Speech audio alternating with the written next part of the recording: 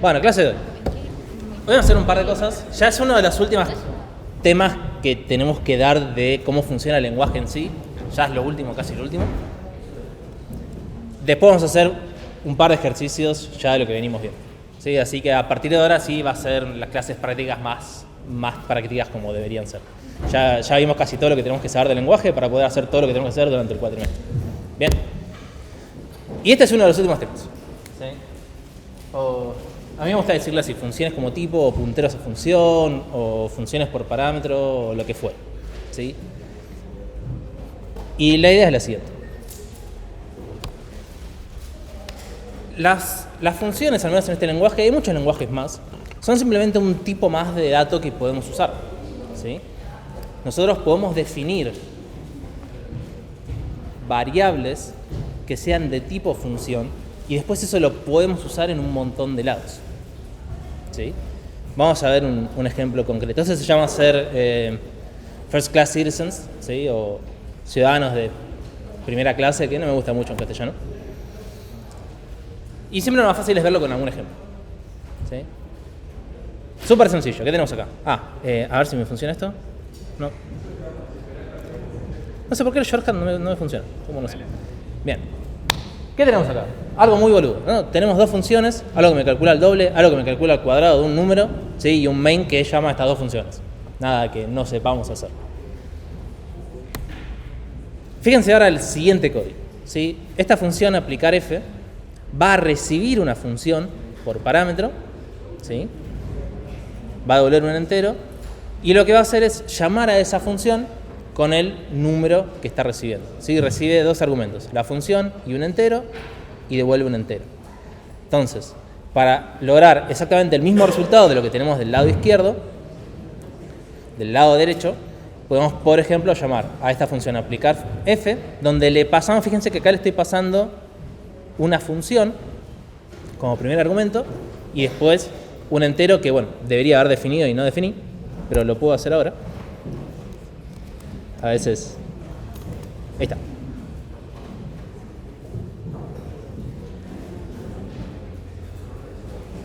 Donde el resultado va a ser exactamente el mismo en ambos casos.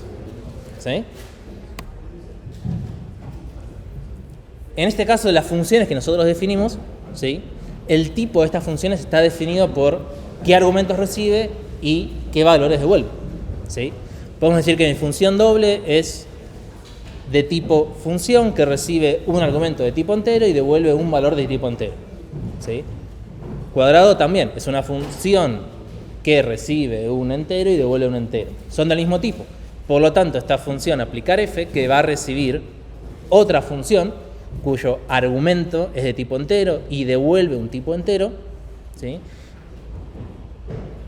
Yo puedo pasarle cualquiera de estas dos funciones que yo ya definí, y dentro de este código, para poder llamar a esa función, simplemente es cuestión de llamarla como si fuera una función más. ¿Sí? La f de función genérica es simplemente una forma de nombrar a esa función que yo le estoy pasando por parámetro. ¿Sí? Creo que tengo una diapo acá que lo explica un poco mejor. Vamos a detalles. Sí. ¿Qué pasa si cuando llamas a aplicar, volvés a llamar a aplicar a esto? Qué gran pregunta. ¿Qué pasa si llamamos a aplicar y por algún motivo tengo acá volver a aplicar? ¿Qué se imaginan que pasa? Más fuerte. Creo que me están respondiendo, pero no los escucho. O sea, ¿qué pasaría? Yo llamo a aplicar, que va a llamar a aplicar, que por dentro va a llamar a aplicar y, o sea, ¿qué estamos haciendo, en fin y al cabo? Estamos haciendo la función recursiva. O sea, la idea de pasar la función por parámetro ahí no tiene mucho sentido. Es simplemente una función recursiva como cualquier otra, que en este caso no tendría un caso borde y overridearíamos nuestro stack. ¿Sí? Pero al fin y al cabo, esta función que yo le paso acá no es nada más ni nada menos que un tipo más de variable. ¿Sí? O sea, tenemos que concentrarnos en eso, no es nada especial, no es nada raro, es solamente un tipo más que yo le puedo pasar a cualquier cosa. Fíjense, por ejemplo, acá. Tenemos exactamente lo mismo. Acá estoy justamente asignando, ¿sí?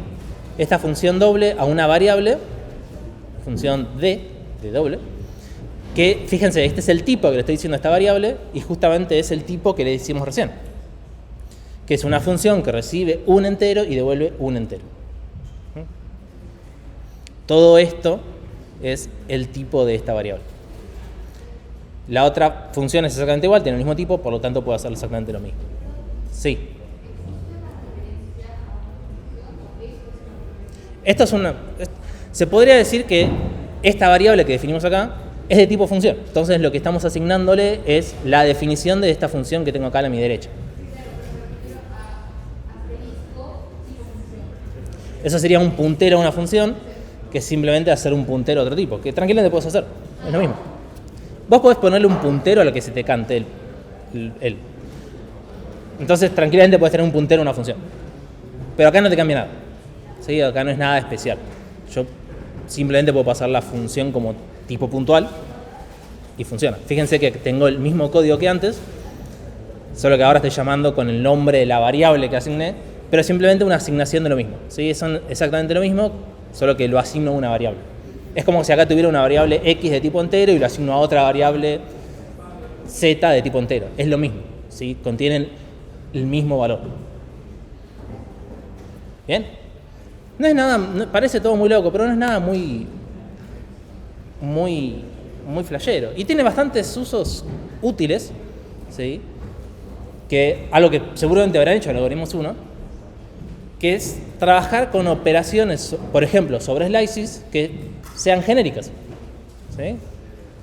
Donde puedo hacer, por ejemplo, en este caso, si tengo un slice de elementos de tipo número y puedo querer multiplicar todos los elementos por algún valor, o si tengo un slice de strings, transformar esos strings de alguna manera, o, por ejemplo, pasándolos a minúsculas o mayúsculas, a lo que fuera, poder filtrar elementos de un slice también, ¿sí? De manera genérica. Todo esto lo vamos a poder hacer justamente con este concepto, de poder pasar funciones como argumentos. Fíjense este caso.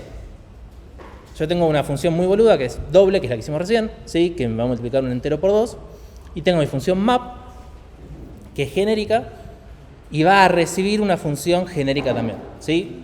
Detengámonos un segundo en el detalle de esta función, a ver si se entiende bien, ¿sí? Fíjense qué estamos haciendo. Estoy definiendo la función map, primero, que va a tener dos tipos genéricos, ¿sí? Hasta ahora veníamos usando uno solo, en este caso definimos dos, podemos definir la cantidad que queramos. Tenemos t y b, ambos, ¿sí?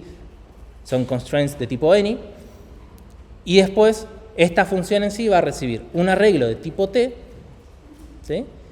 Y una función que va a recibir un argumento de tipo t y va a devolver un argumento de tipo b. Y la función en sí va a devolver un arreglo de tipo b.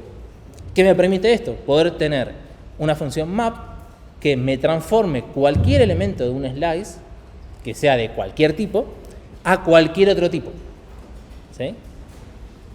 Podrían ser el mismo tipo o podrían ser distintos tipos. Fíjense los ejemplos que tengo abajo, ¿sí? Tengo un input, tengo un slice de enteros. Yo voy a hacer un map que me duplique cada uno de los elementos. Entonces llamo la función map. Fíjense que acá le paso explícitamente la constraint diciéndole que t y b van a ser entero y entero, ¿sí? Le paso el slice y le paso la función doble que definí acá arriba, ¿sí? Pero tranquilamente podría tener lo siguiente, que es la función map, donde las constraints van a ser entero y string, ¿sí? Es decir, que el slice va a ser de enteros, pero el slice que me devuelve va a ser de strings, y lo que hago es convertir cada elemento a string, ¿sí? Con esta función que me provee la Standard Library Go, que es sprintf, sprint solamente, ¿sí? Esto me convierte cualquier valor a una cadena. Mi map funciona con cualquiera de estas dos, cualquiera de estas tres, de hecho, ¿sí? En el último caso tengo de strings a strings, ¿sí? El slice, bueno, lo definí acá inline, pero es lo mismo. Le paso la función toOver, que me va a convertir todas las cadenas a minúsculas, ¿sí? La idea es la misma siempre. Yo estoy tratando siempre todo de manera lo más genérica posible, ¿sí? Tengo un slice genérico, tengo una función genérica que transformo de dos tipos que nunca sé cuáles son. Y no me interesa tampoco. ¿Sí?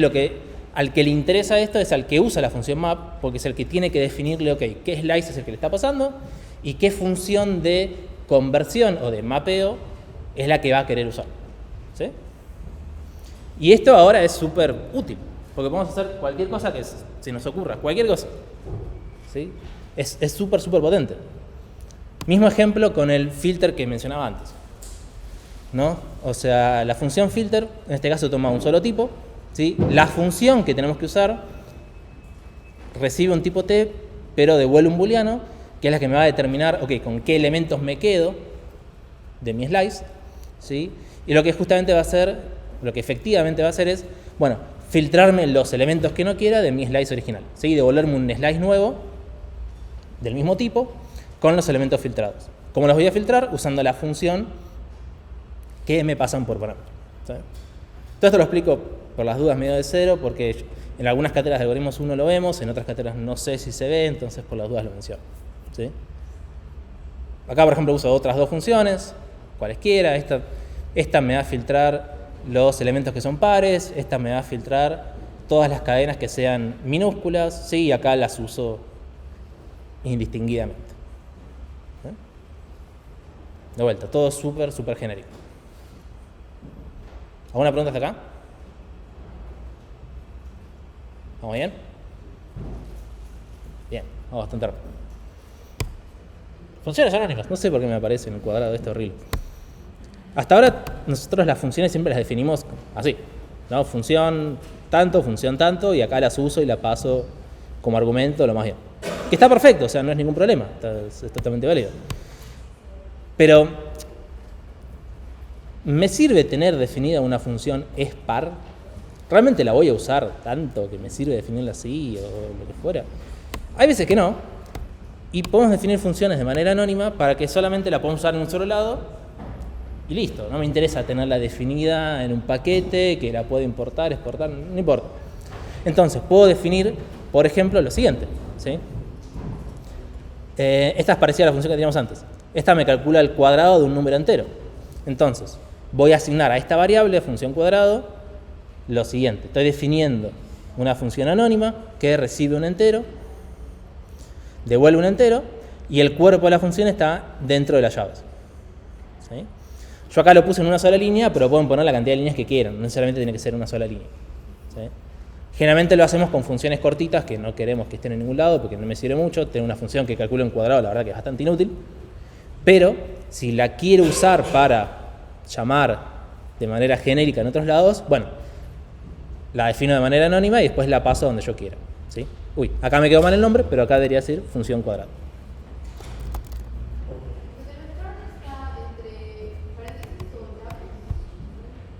Porque lo que está entre llaves es el cuerpo de la función, ¿sí? De vuelta, yo acá lo definí en una sola línea, pero tranquilamente podría estar en varias líneas y tener la cantidad de código que ustedes quieran, ¿sí? Como decía recién, de vuelta, esta variable es de tipo función entero a entero, ¿sí? Función que recibe un entero y devuelve un entero. ¿Bien? ¿Vamos bien? Pregunta.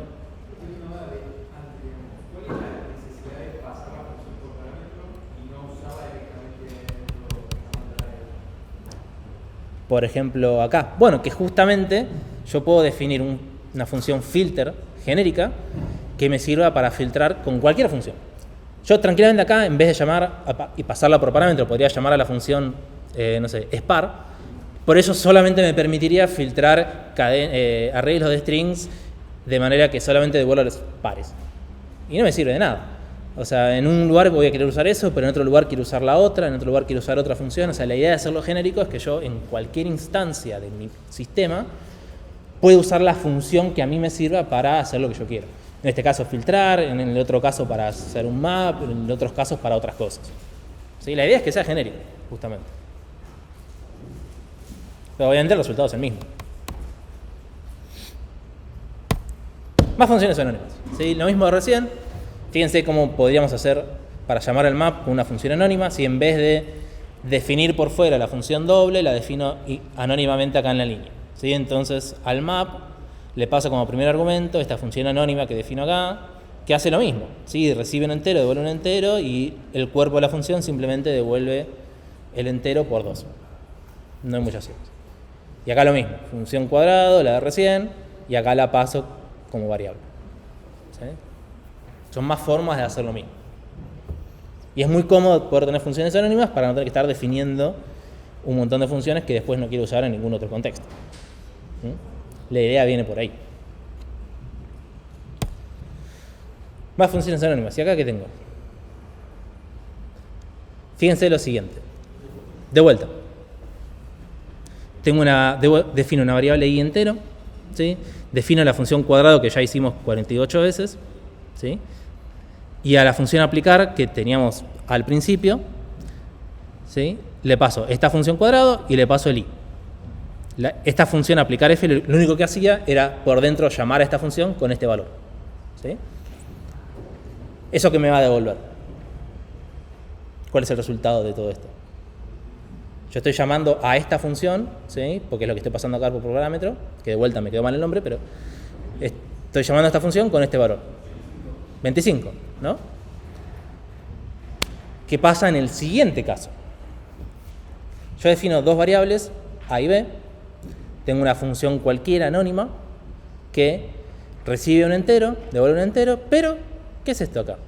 Estoy multiplicando, en vez de multiplicar x por x, estoy multiplicando b por x, ¿no? Que b es esta variable que tenía definida acá fuera de la función. Y después lo que hago es llamar a la función igual que antes, ¿sí? ¿Qué se imaginan que va a pasar en este caso? Más fuerte.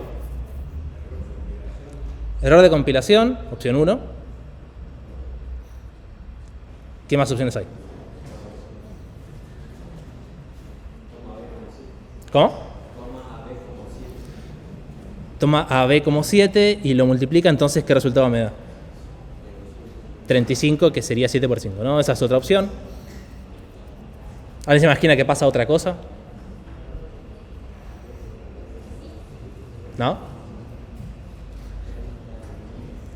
Bueno, está definido, es un error de compilación, como dijimos antes. La realidad es que no, esto funciona, ¿sí?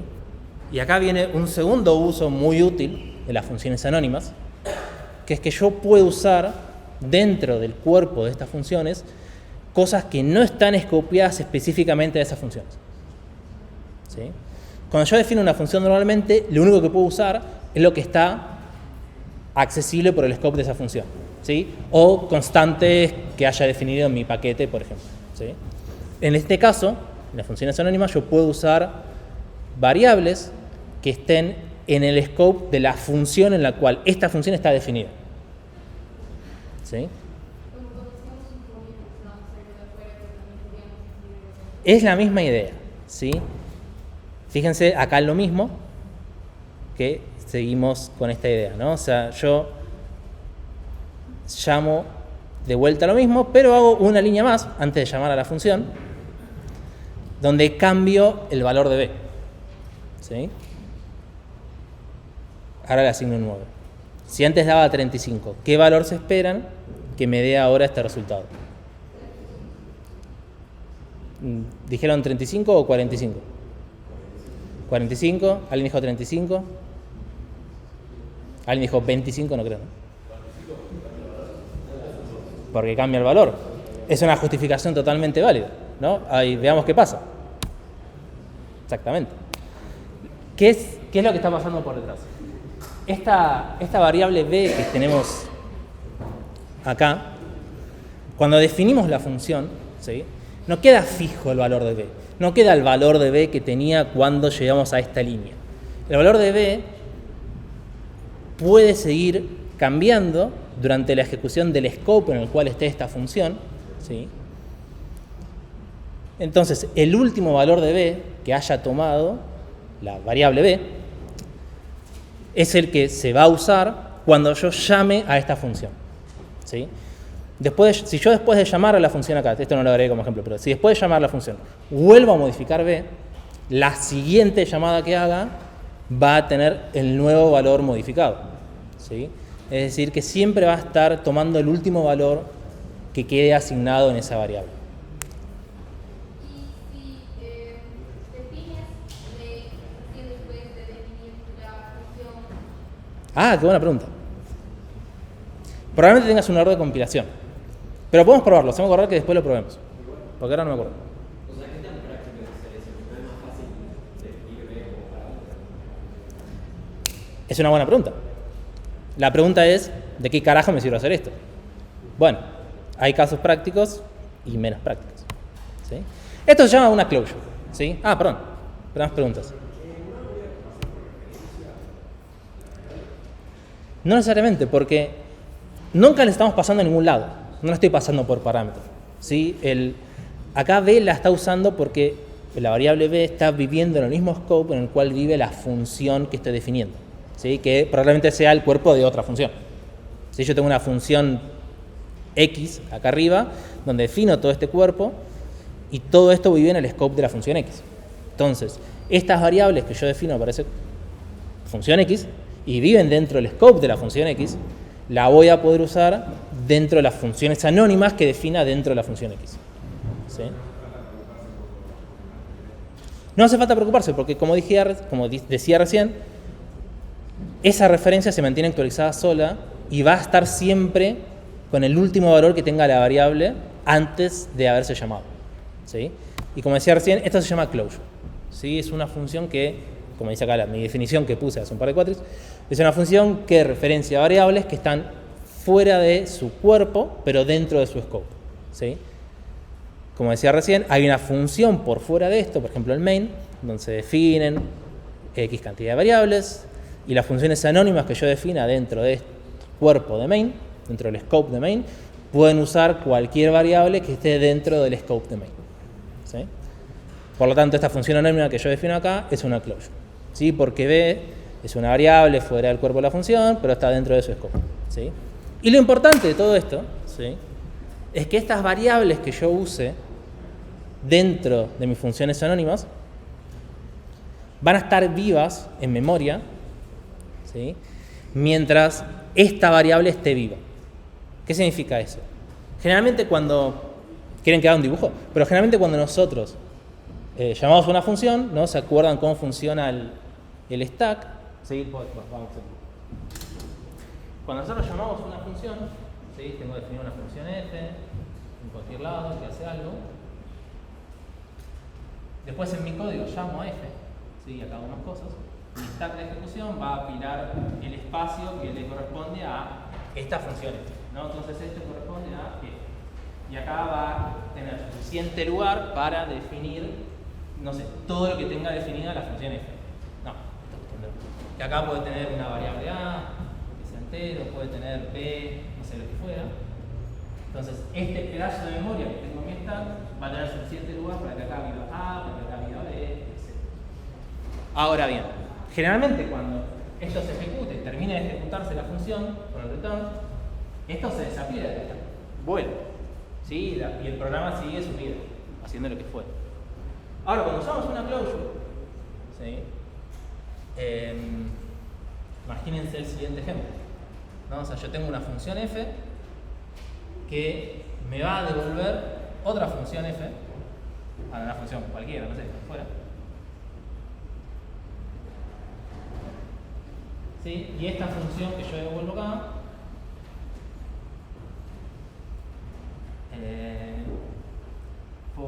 función entero, que devuelve entero, cuyo cuerpo es no sé, cualquier otro.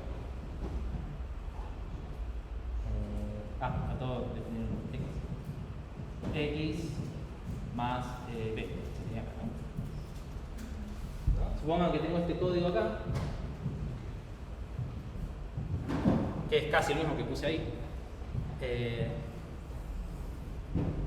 Cuando yo llamo a esta función, ¿sí?, en mi código llamo la función f, esta que hacía, no recibía nada, ¿no? Llamo la función f y esto lo asigno a una variable, lo que fuera.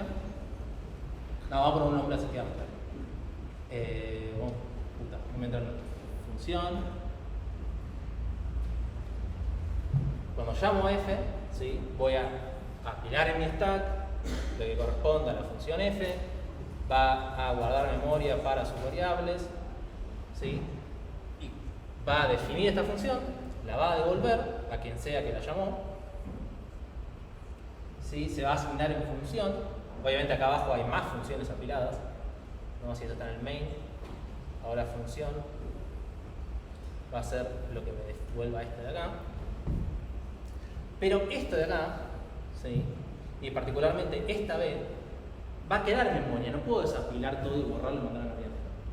Porque esta B que estoy usando acá es justamente la B que estoy usando en esta función. Entonces, mientras esta función siga en memoria, justamente esta variable, esta B también va a seguir en memoria, porque lo voy a tener que usar.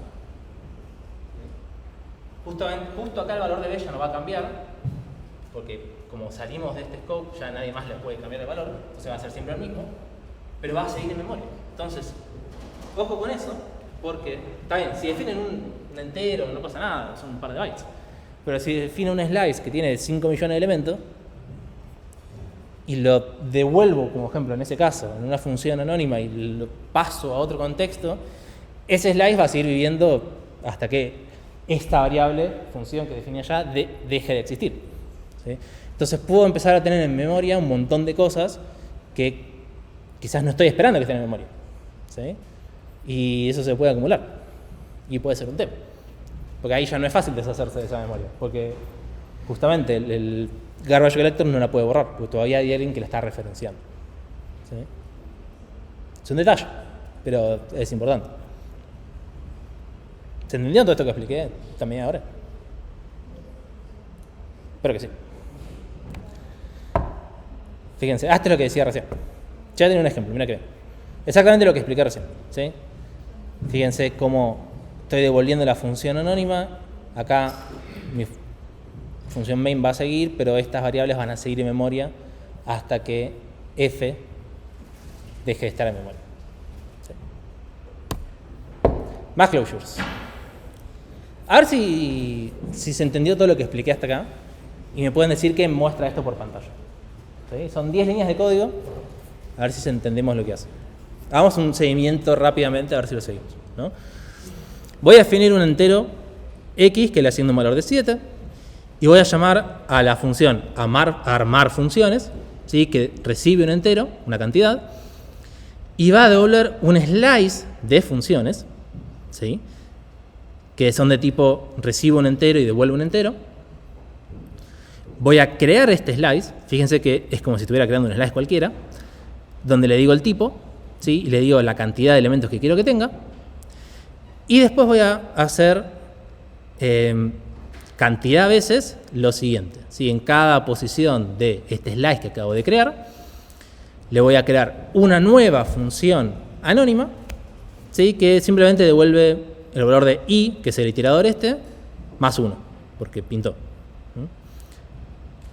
Finalmente devuelvo el slice de funciones, y en mi main voy a iterar este slice y voy a ejecutar cada una de las funciones. Y voy a mostrar por pantalla el resultado de ejecutar cada una de esas funciones. ¿Sí? Que son estas funciones que yo fui definiendo acá. Sí.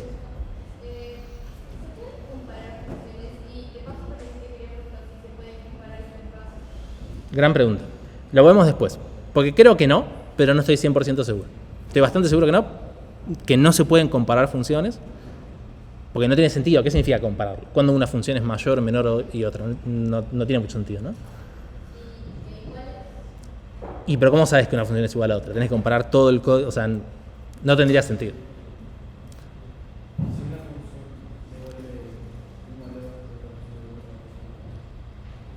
Bueno, sí, como tenés tu forma, hay otras 50 millones, pero no tiene sentido. ¿Sí? Volviendo al ejemplo, entonces, ¿qué vamos a mostrar por pantalla? ¿Sí? Estamos creando el slice de funciones, cada una de estas funciones anónimas se va a poner en el slice, después ejecutamos las funciones y se muestra por pantalla cada una de ellas. ¿Qué esperamos que se muestre por pantalla? ¿No?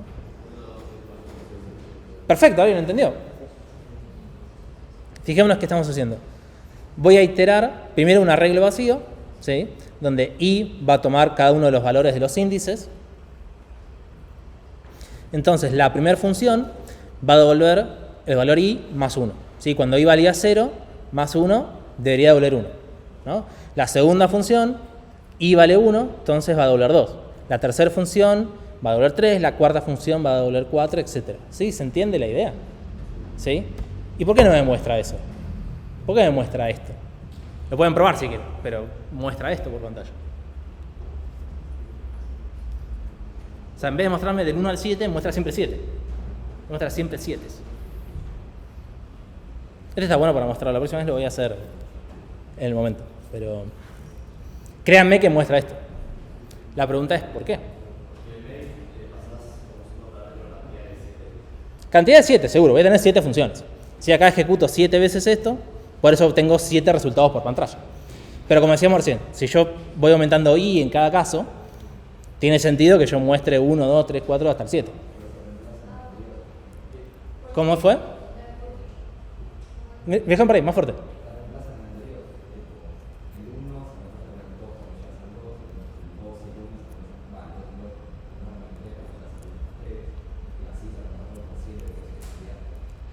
¿Alguien prestó atención?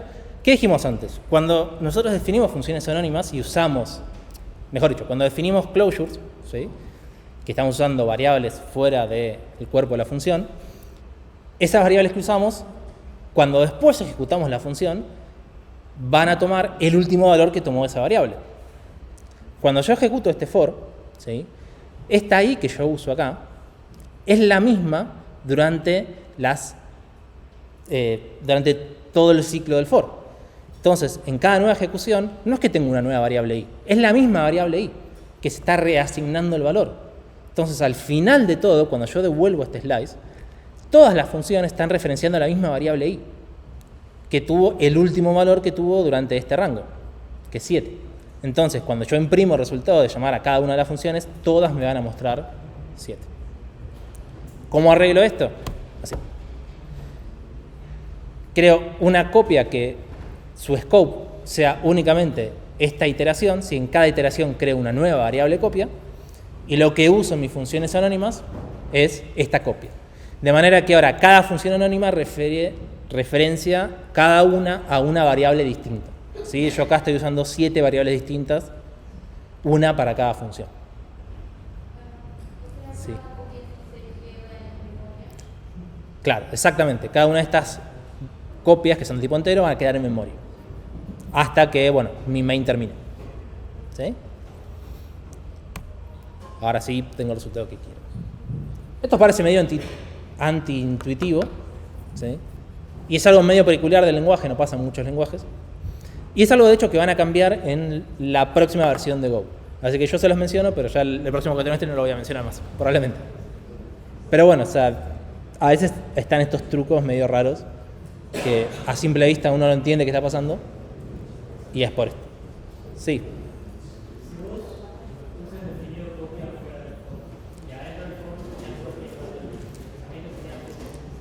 Si yo hubiera definido copias fuera del for y acá simplemente le asigno un valor, tendría el mismo resultado que antes, porque es exactamente el mismo caso. Es la misma variable que va cambiando su valor. Acá son 7 variables distintas. ¿Más preguntas?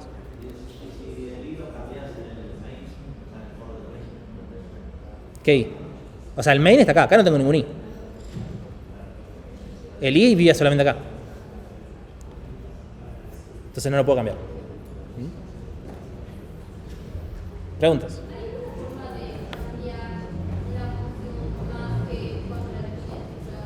No. Una vez que yo defino una función anónima, queda así de por siempre. No puedo cambiar nunca más el cuerpo, ni la firma, ni nada.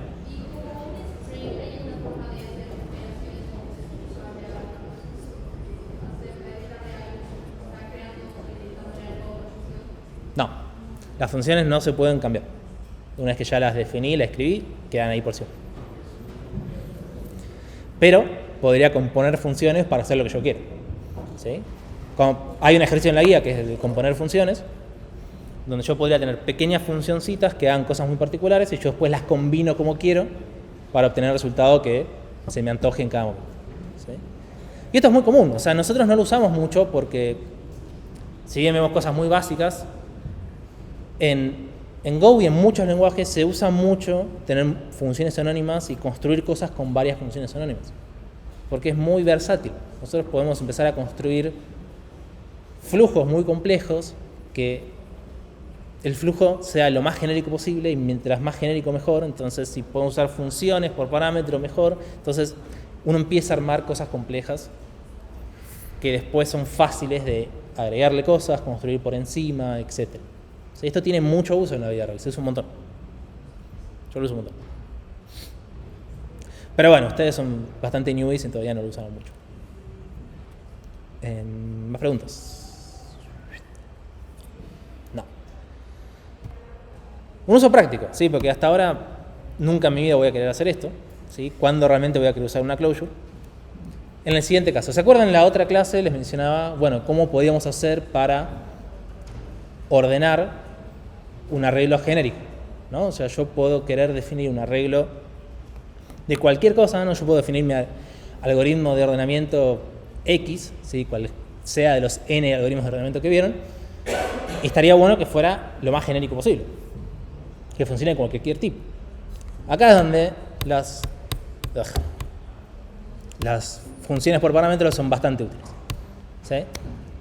Por ejemplo, tengo un struct persona que tiene dos campos, ¿sí? Voy a definir dos slices cualesquiera de este tipo persona, y hay un pequeño modulito que se llama sort, ¿sí? Que tiene una función que acá le dejé la firma de la función comentada que se llama slice, ¿sí?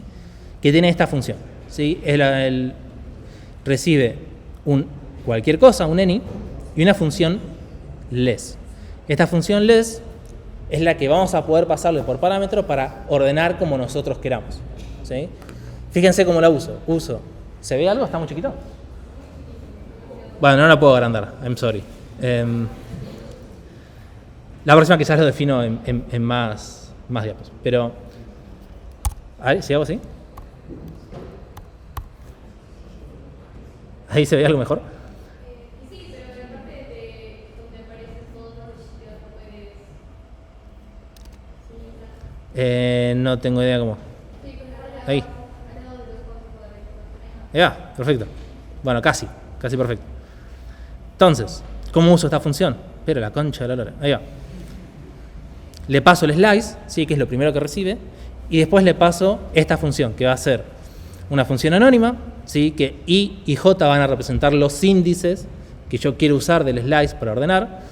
Entonces, para ordenar el arreglo de niños, le paso esta función que devuelve si el elemento en la posición I es menor al que el elemento en la posición J. ¿Cómo defino si es menor? Bueno, me fijo, por ejemplo, en su edad, ¿sí? De esta manera, con esta llamado a esta función, voy a ordenar mi arreglo de niños, que son personas, según su campo de edad, ¿sí? Pero acá podría haber definido lo que se me antoje.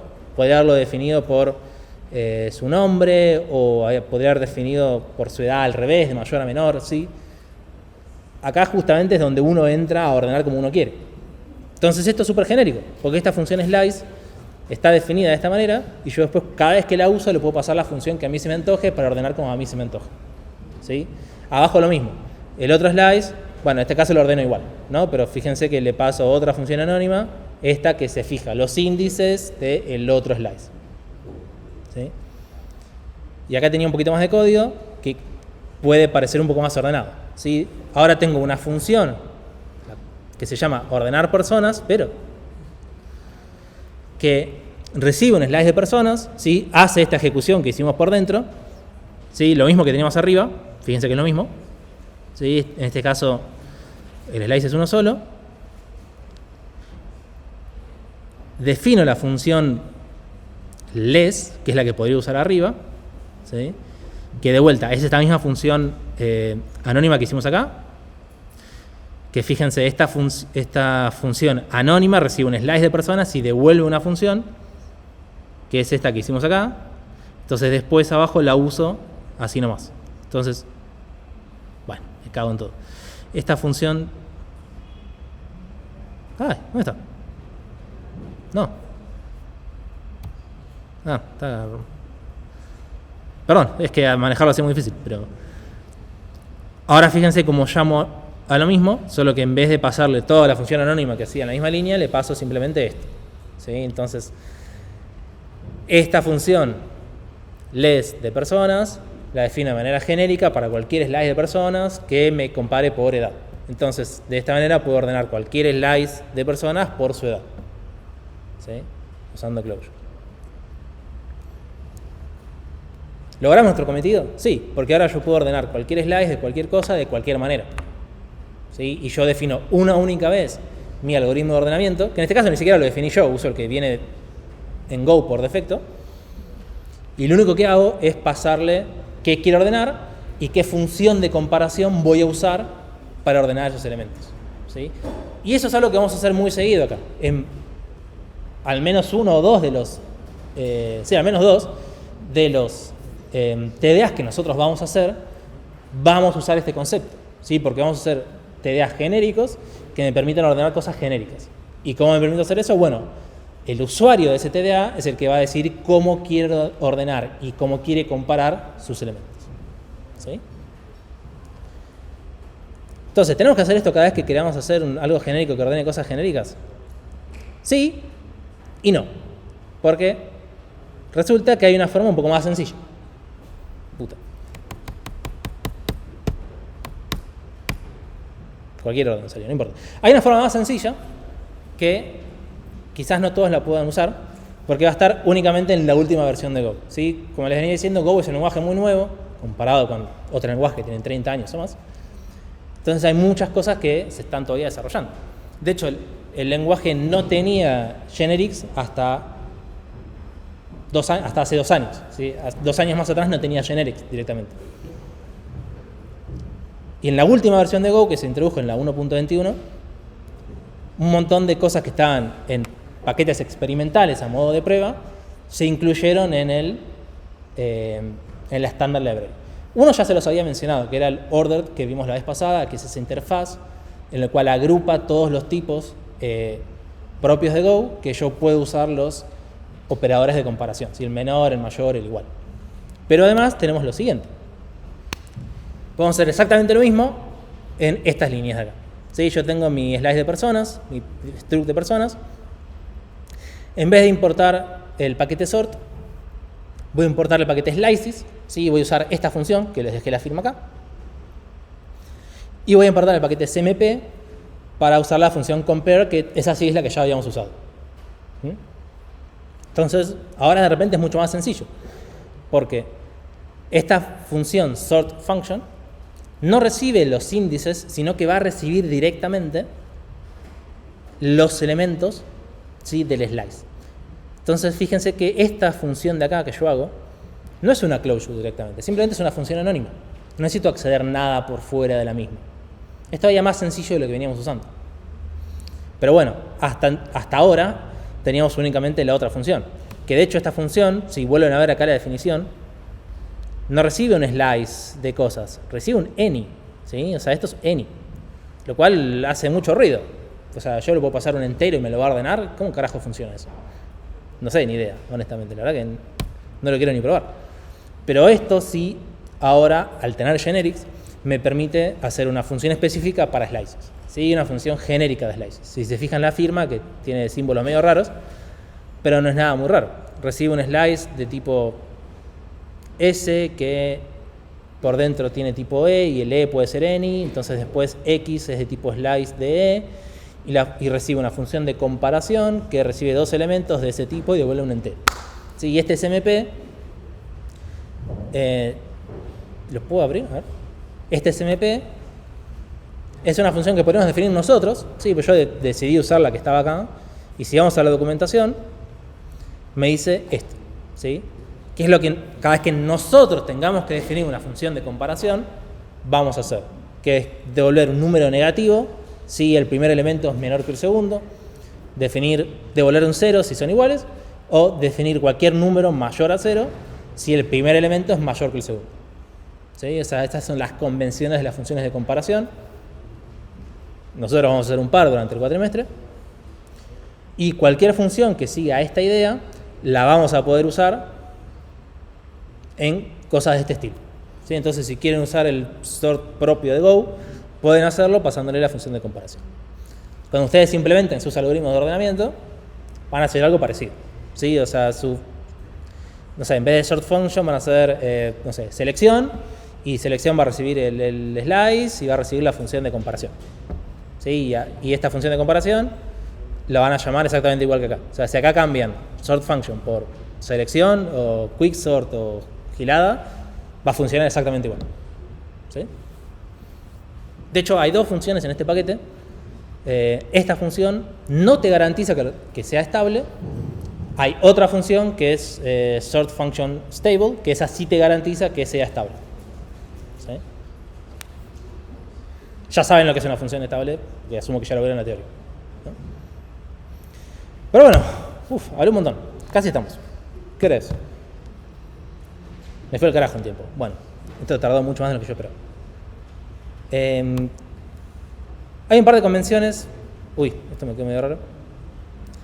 Esto mírenlo después, ¿sí? O sea, acá solíamos poner una sección con cosas útiles que les van a servir para hacer su código en Go. Como hoy no tengo mucho tiempo, lo voy a saltear, pero chequéenlo, ¿sí? Porque después les vamos a hacer correcciones en sus TPs y su código va a ser horrible si no siguen estas ideas que les dejamos acá, ¿sí? Por favor, chequéenlas y hagan con esto. Pero bueno, como no tengo tiempo, lo voy a obviar y vamos a pasar a la última parte de hoy, casi última parte, que es el siguiente TDA que tienen que entregar, ¿sí? O sea, se imaginarán que ya hicimos la pila, el siguiente TDA que nos toca es el TDA cola. ¿Bien? Obviamente la fecha de entrega no es esta, quedó vieja, pero bueno, fíjense en el calendario cuando sea. Probablemente sea dentro de una semana. ¿Sí? Rápidamente, ¿cómo funciona el TDA cola? ¿Sí? ¿Cuál es la idea? Primero que entra, primero que sale, ¿no? Sigue esta idea de FIFO, de first in, first out, a diferencia de las pilas que funcionaban exactamente al revés. ¿Sí? ¿Cómo implementamos la cola? ¿Por qué está este cuadrado negro acá? No sé. ¿Cómo la implementamos? ¿O cómo nos convenía implementarlo según como vimos en la teoría? Esa es una opción. La otra opción, como cola enlazada, ¿no? O sea, están acá. Pero ¿cuál de las dos usamos? ¿Por qué usamos una estructura enlazada en vez de una regla? Bueno, ¿por qué es más fácil implementarlo con una estructura enlazada? Quiero la justificación. Parcial. ¿Cómo justificás que...?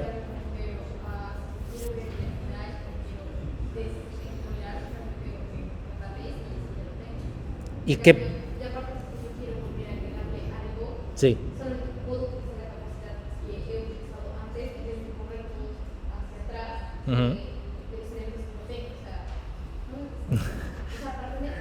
Está muy bien, dijiste todas las palabras correctas, faltaba organizarlo un poco, ¿sí? Con la pila podíamos usar un vector o un arreglo estático porque poníamos y sacábamos del mismo lado. Entonces, si crecía, iba a crecer o decrecer siempre al mismo lado. Y eso no es ningún problema. En una cola, en cambio, por eso todo. En una cola, en cambio, cada vez que encolamos va a crecer del lado. Pero si desencolamos va a decrecer de este lado. Entonces, lo que hace es que ese vector que yo definí se me vaya moviendo memoria, de cierta manera, ¿no? O sea, y de alguna manera voy a tener que redimensionar para un lado y volver a relacionar las cosas, y es todo un problema bastante complejo. Por todo esto que decía recién, ¿sí? Si bien acá esto dice que esto es ODN, en realidad se puede hacer OD1, pero bueno, queda una lógica compleja. La realidad es que se puede hacer, pero es complejo, entonces si es complejo, ¿por qué lo haríamos? Vamos a hacer algo simple, ¿sí? Que encima gastamos menos memoria, está perfecto. Sí, la verdad que hacerlo con estructura enlazada es mejor por todos lados. Entonces, ¿no? Teníamos estructura enlazada, nuestros noditos, ¿sí? Que cada nodo contiene un dato, una información y una referencia al siguiente nodo, ¿sí? Nuestras estructuras enlazadas van hacia un solo lado, no son doblemente enlazadas. ¿Cómo indico que llega a un final? Indicando que el siguiente elemento es nil, ¿sí? Entonces voy a guardar una referencia al primer nodo y una referencia al último nodo. Obvio, ¿no? Entonces, ¿cómo haríamos para encolar teniendo en cuenta esta estructura? ¿Sí? Vamos a hacer el encolar y el desencolar. Si esta es la estructura interna de mi cola enlazada, ¿no? Y le quiero encolar un elemento cualquiera. ¿Cómo?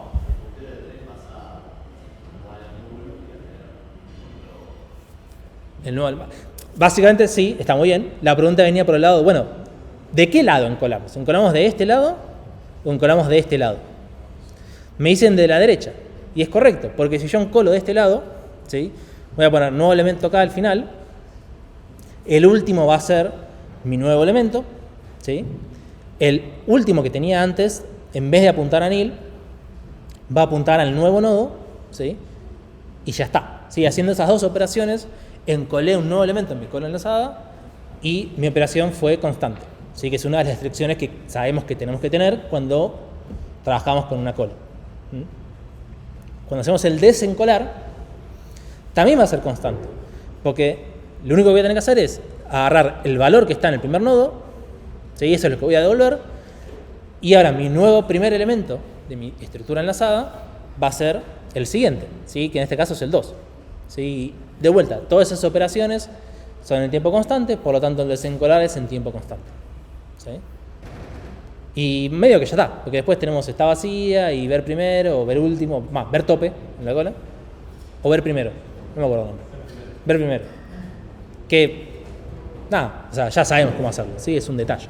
Si lo haríamos al revés, tendría un problema. Si yo encolase del lado izquierdo, encolar es fácil. Si agrego un nuevo nodo, hago que apunte al primero anterior, reasigno primero, perfecto, es O de 1. Pero cuando quiero desencolar, tendría que esta flechita del último pasarla a apuntar al anterior. ¿Y cómo hago para obtener el anterior? No lo tengo. Tendría que recorrer toda la estructura enlazada, del principio hasta el final, hasta volver a conseguir ese anterior. Y eso deja de ser en tiempo constante. ¿Sí? Por eso no lo hacemos de esa manera, lo hacemos de la otra manera. Que al principio parece raro, pero es la mejor manera de hacerlo. ¿Sí? ¿Cómo es nuestro tipo cola enlazada? ¿Sí? Tipo genérico. ¿Sí? Tiene estas dos referencias a estos dos nodos y nada más. ¿Sí? Todo esto es nuestra estructura enlazada. Obviamente se va a basar en que también tenemos definido la estructura de nodo cola, ¿sí? Que también es de tipo genérico. Esto ya lo saben, ¿sí? Cada nodo tiene un dato, ¿sí? Que de vuelta es genérico y tiene una referencia al siguiente, ¿sí? La referencia es un puntero al siguiente nodo, ¿sí? De vuelta, es un puntero porque si no fuera un puntero tendríamos la referencia circular infinita y nos quedamos sin memoria. ¿Sí? ¿Qué es lo que tienen que hacer? Van a la parte de entregas, van a seleccionar con enlazada, ¿sí? Van a ver que hay un único archivo adjunto, ¿sí? Que es cola.go, que es la definición de la interfaz. Y ahora ustedes tienen que crear el colaenlazada.go y el colatest.go, ¿sí? Ya ni siquiera se los damos, lo tienen que hacer ustedes. Y, bueno, acá ya se los dice. Y luego lo van a entregar por el sistema de entregas como ya venían haciendo, ¿sí? Esta es la interfaz de la cola. Es muy sencilla, sí, es prácticamente igual a la pila. En vez de apilar y desapilar, tenemos encolar y desencolar, pero después es igual. ¿Sí? No hay ninguna diferencia. Bueno, esto lo podemos ver en detalle o no, porque la verdad es súper sencillo, no es nada nuevo. ¿Sí? Además de las 4 primitivas, tenemos la función de crear, igual que con la pila, esto va a pasar siempre.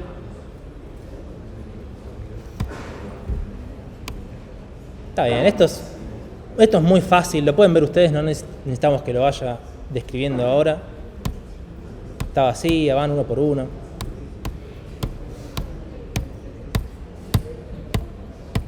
Bien, casi estamos. ¿Sí? El desencolar me va a sacar el chaboncito de la cola. Eso. Bueno, ¿qué pruebas tenemos que hacer entonces para probar nuestra TDA cola? ¿Qué se imaginan que tenemos que hacer? Pruebas relacionadas a cuando está vacío. No que podemos probar cuando está vacío.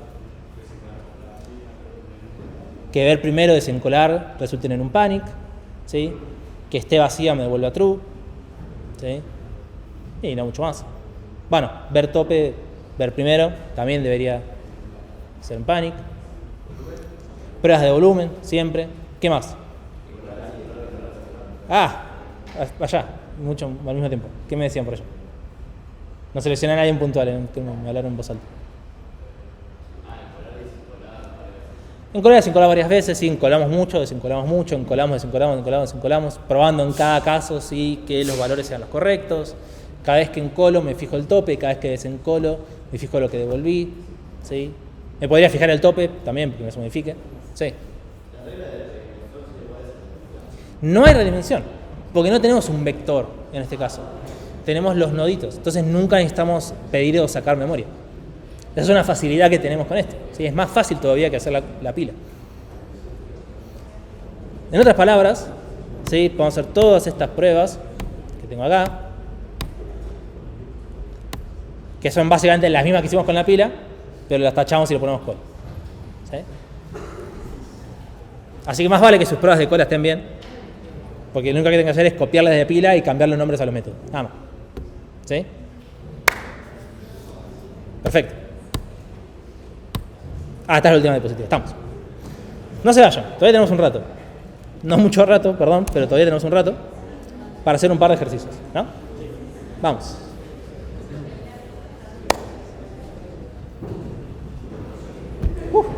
Hay mucho. Bien.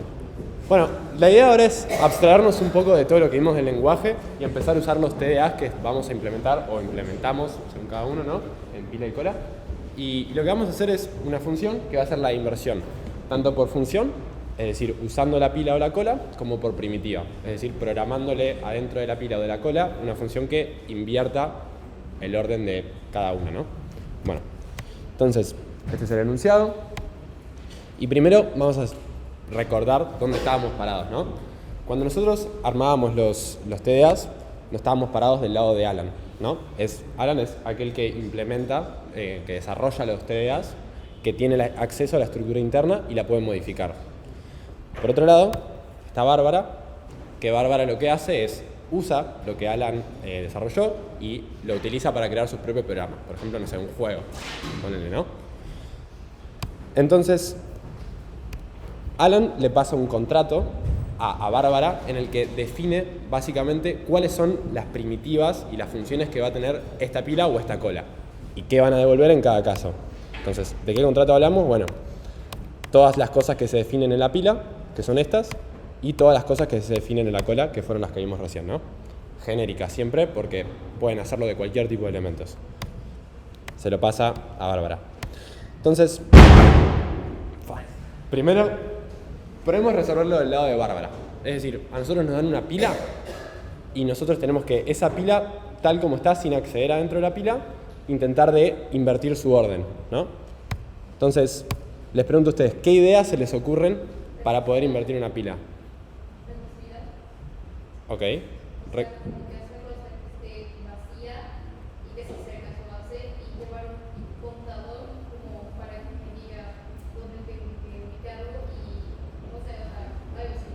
Ok, esa es una idea. ¿Alguna otra opción que se les ocurra? ¿Solo con recursividad se les ocurre? Ok. Bueno, a mí se me ocurrieron un par de ideas. La primera era usando otra estructura como un arreglo, por ejemplo, ¿no? Esto podría llegar a funcionar, en realidad funciona, pero tenemos un detalle, que nosotros no sabemos cuántos elementos tiene la pila adentro. Entonces, no sabemos de qué tamaño inicializar el arreglo y vamos a tener que ir redimensionando. Y como los que programaron la pila saben, es un chino. Y ni ganas porque ya lo hizo Alan eso. Y nosotros estamos parados del lado de Bárbara. La explicación. ¿Qué les parece usar otra pila? ¿Esto funcionaría para ustedes si nosotros usamos otra pila auxiliar para después dar vuelta a la pila? Bueno, esto funcionaría si vamos pasando los elementos de una a la otra, desapilando y apilando, e invertiríamos la segunda pila. Pero el problema nos pide a nosotros invertir la primera pila, la pila inicial. Entonces, nosotros le estaríamos devolviendo una pila vacía si terminamos ahí la función. ¿Y qué pasa? Si devolvemos los elementos a la pila original, vemos que arranca como empezamos, tipo, no hicimos nada. Entonces, bueno, esta es una primera opción que, bueno, falla. Yo les planteo otra cosa. ¿Qué pasa si usamos dos pilas extra? ¿Qué podemos hacer ahí? ¿Qué piensan?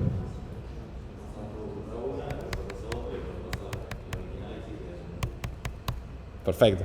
Dimos vuelta a la pila, ¿no? Bueno, esto se puede hacer todavía más simple.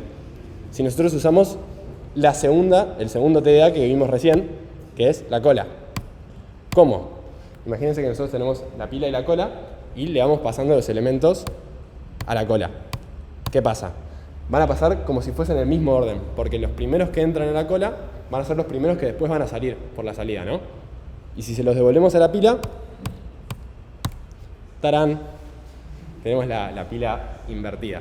Y solamente usamos las cosas que ya programó Alan. Entonces, programar esto va a ser como muy fácil, ¿no?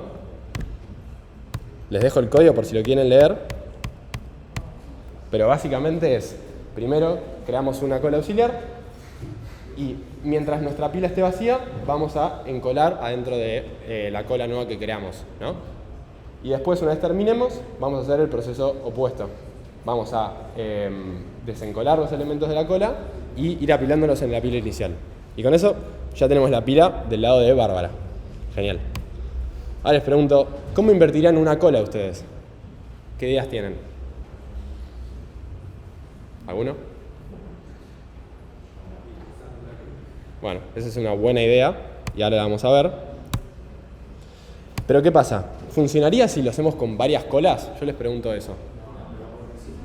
¿Por qué?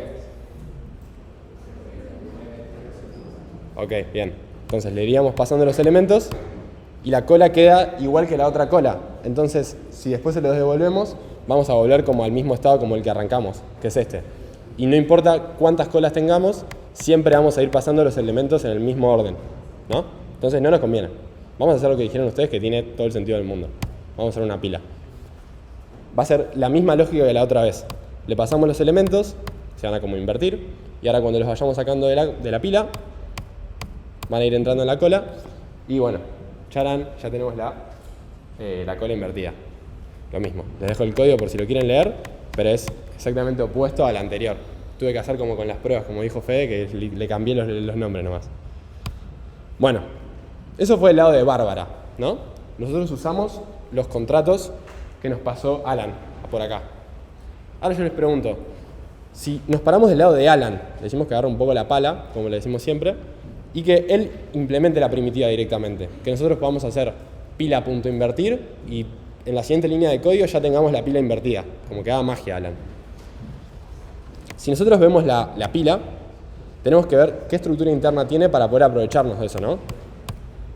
Y como se acuerdan, tienen los datos y la cantidad. Cosa que hubiese estado genial que nos la devolviera Alan en algún momento porque podíamos haber creado el arreglo. Pero bueno, no la devolvía. O en mi contrato no la devolvía, aunque sea. Si tenemos los datos ahora, ¿cómo harían ustedes para invertir una pila? Les pregunto a ustedes. Sí, esa es una buena opción. Y sin usar otra pila, ¿cómo lo harían?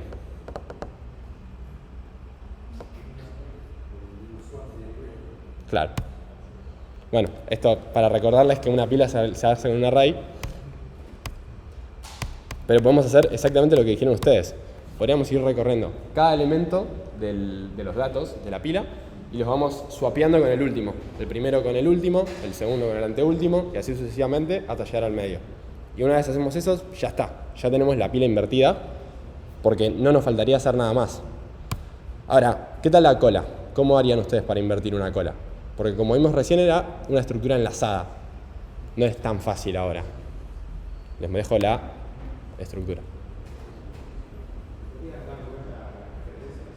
Podría dar vuelta a las referencias, bien.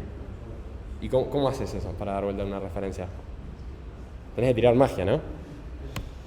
Bueno, son solo punteros que al principio es un quilombo, pero bueno, después se ponen buenísimos porque tienen un montón de usos. Yo les voy a dejar para que lo piensen ustedes el código cómo se hace, pero si quieren, podríamos dibujar un poquito en el pizarrón para ver cómo tendríamos que hacer para ir invirtiendo estas flechitas, estos punteros, y que podamos armar el código, ¿no? ¿Se ve acá si dibujo? No, en la combo no. Bueno, listo. Nosotros suponete que tenemos 3 elementos acá.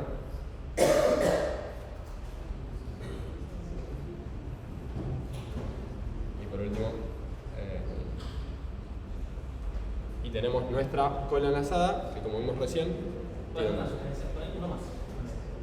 ¿Más?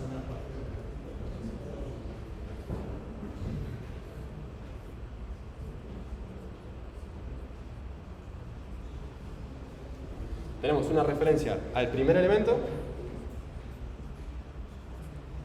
y una referencia al último elemento.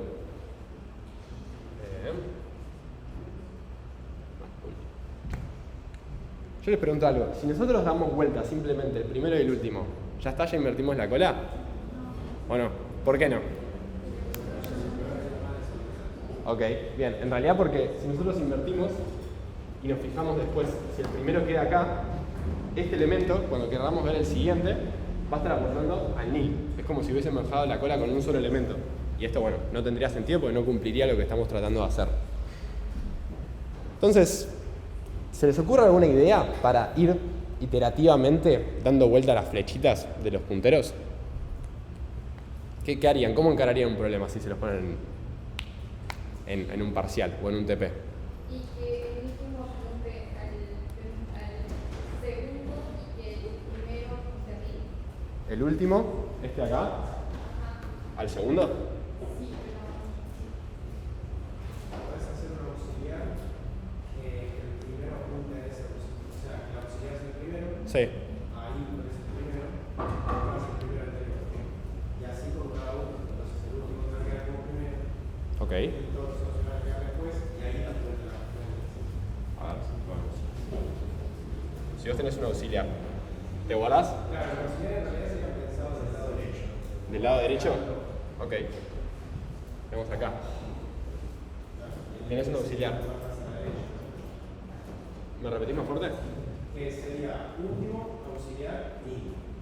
Último auxiliar y mil. Ok. Entonces al auxiliar le pasaron el primero, la referencia del primero pasa a ese auxiliar y el anterior no se llama. Ok. Vamos a ponerle letras. Se van a la primera. Entonces, al auxiliar le pasamos una referencia a A, ¿no? ¿Y ahora qué hacemos? O sea, la referencia del primero sería el auxiliar. La referencia del primero sería el auxiliar, bien. Entonces tenemos quién es el primero, pero nosotros tenemos que hacer... ¿Cómo? Ahí desencolás el primero. Desencolás el primero, ok. Desencolamos y vamos a tener el resultado ese en el resultado de desencolar. Pero vamos a tener la referencia. ¿Y ahora cómo seguís después? Pues tenés el primero guardado y vos no hiciste que este primero apunte a un final. Porque vos cuando quieras invertir esta cola, lo que necesitas es que tu A ahora apunte también a nil. ¿No? Entonces, bueno, yo como lo pensé para hacerlo, era así. Igual se puede, sí.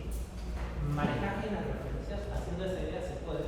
Porque estás todo el tiempo metiendo lo nuevo y copiando lo viejo a lo nuevo y sacando así. O sea, se puede, pero tienes que reafinar un poco. Ok. Ahí nos vamos a hacer. Se puede. Yo como lo pensé, era ir guardándote tres variables. Primero el anterior, después el actual y después el próximo. ¿No? Entonces, ¿qué es lo que vamos a hacer? Vamos a arrancar y vamos a hacer que el actual sea el primero, ¿no? Vamos a tener A. Y el anterior sea nil. Porque antes de A vamos a querer que haya nada. O sea, el final de la pila, de la cola. Entonces lo que vamos a hacer es lo siguiente. Vamos a hacer que el actual apunte hacia el anterior. No, perdón, mentira. Primero, ¿qué pasa si hacemos eso? Perdemos la referencia a B. Entonces primero nos guardamos la referencia a B en el próximo. Acá. Nos guardamos esta referencia y hacemos que el A apunte hacia nil. Borramos esta flecha y hacemos que este apunte a nil. Bien, ahora vamos con el siguiente. Hacemos que el próximo sea igual al actual, o sea, tachamos acá, voy haciéndolo como hacia abajo, y el anterior sea el actual. O sea, primero en realidad tendría que haber hecho anterior igual al actual y después actual igual a la próxima, ¿no? Esto ahí, bien, tachado.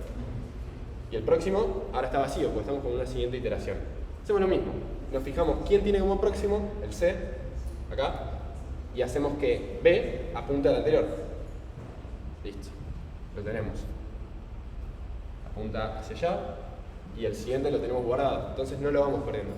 Si repetimos este proceso hacia hasta el final, vamos a terminar con primero, obviamente, este, después vamos a repetir con C, vamos a dar vuelta a este, y después vamos a llegar a D, que en el siguiente va a decir que sea nil. Entonces, cuando sea nil, nosotros en el for del próximo vamos a tener que frenar. Ahí frenamos. ¿Y listo o no? ¿Qué faltó? Bien. Falta cambiar, hacer un swap de la referencia de primero con la referencia de último. Que esto lo podemos hacer al final del código sin problema porque estas dos referencias nunca las perdimos. Eso es una idea que cómo pueden resolverlo, seguramente se puede hacer colando, pero bueno, a mí no me saldría así tan fácil. Bien. Última cosita. Analicemos las complejidades de lo que estuvimos haciendo, ¿no? Cuando nosotros queríamos invertir primero la pila, ¿qué complejidad tenía eso? ¿Se acuerdan el código cómo era? Que era primero desapilar todo de la pila y encolarlo en la cola, y después desencolarlo de la cola y apilarlo en la pila. ¿Eso qué complejidad tiene para ustedes? O de n, claro, porque estamos haciendo como 2 veces n, que al final las constantes se van, y eso de n. ¿Y esto qué complejidad tiene? Hacer una inversión de cola. O de n también, porque vamos a repetir el proceso de ir cambiando el anterior, el actual y el próximo n veces, para cuántos n elementos tengamos. Creo que estamos. Una preguntita que les quería preguntar es, ¿quién lo hace mejor, Alan o Bárbara? ¿Quién lo hace más rápido en este caso? Es lo mismo, ¿no? Bueno, en este caso lo hacen igual. Pero le pregunto, ¿eso pasa siempre? ¿De que lo pueden hacer a la misma velocidad o a la misma complejidad Alan y Bárbara? ¿Quién es el que lo puede hacer siempre más rápido que el otro? O a la misma velocidad aunque sea. ¿Por qué Alan? Ok. Bueno, como yo lo pienso es que vos si estás parado del lado de Alan, tenés todo lo mismo que tiene Bárbara y un poquito más. Entonces a veces con ese un poquito más, vos por ahí tenés más información para hacer tus algoritmos más rápido. Suponete que querés, no sé, hacer una búsqueda binaria. Si estás parado del lado de Alan, una búsqueda, perdón, de un elemento, si estás parado del lado de Alan, podés saber que tus elementos están ordenados. Pero Bárbara eso quizás no lo sabe. Entonces, para Bárbara, buscar en una cola, en una pila o en lo que sea, le va a costar O de n hacer esto, ¿no? Porque va a tener que buscar todos los elementos porque ella no sabe que está ordenado. Ahora, Alan es un crack y lo implementó ordenado, entonces él puede hacer una búsqueda binaria y esto le va a costar O de log n. Entonces, él siempre lo puede hacer igual que Bárbara, porque podría como que usar su propio TDA o hacerlo más rápido todavía, porque sabe cosas que Bárbara no sabe. Y bueno, esto es el fin. Les dejo su fin de semana. Último comentario, antes de que se vayan. Este tipo de cosas son los que solemos tomar en parciales.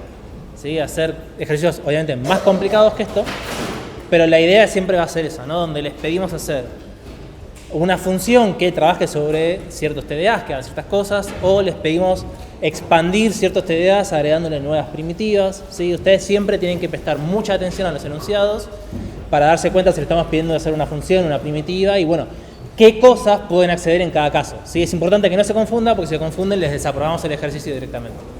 ¿Sí? Ya pueden ir haciendo muchos ejercicios de parcial, hay un montón de las guías que usamos. De hecho, las guías son ejercicios de parcial, vayan haciendo eso, ¿sí? No se queden atrás. Falta poco para parcial, nos falta mucho. Bueno, estamos. Decía decir algo más, pero no importa.